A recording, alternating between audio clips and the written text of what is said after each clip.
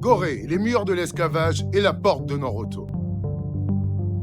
Derrière moi se trouve la baie de Gorée.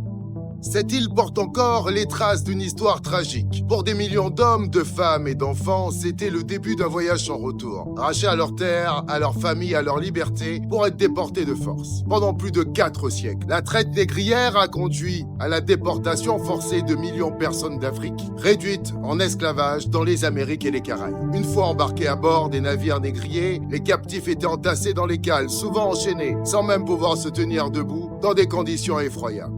La traversée de l'Atlantique durait en moyenne près de 2 mois. Les maladies, la déshydratation, la malnutrition et la promiscuité faisaient de très nombreuses victimes. Les historiens estiment que plus d'1 million de personnes ont péri lors de ces traversées. Sa position au large de Dakar et son abri naturel pour les navires en ont fait un point stratégique. Au XVe siècle, plusieurs puissances européennes se sont disputées le contrôle de Gorée. L'île est ainsi passée successivement sous domination portugaise, néerlandaise, anglaise puis française, jusqu'à la fin de la période coloniale. Inscrite au patrimoine mondial de l'UNESCO depuis 1978, Gorée est aujourd'hui un symbole mondial de la traite négrière et un lieu de mémoire. En tant qu'expert immobilier, mon métier est d'évaluer la valeur d'un bâtiment. Mais ici, à Gorée, j'ai compris qu'il existe une valeur qui ne se chiffre pas. La véritable valeur, c'est la mémoire. Préserver ces lieux, c'est la transmettre. Si ce message te touche, like, partage et abonne-toi.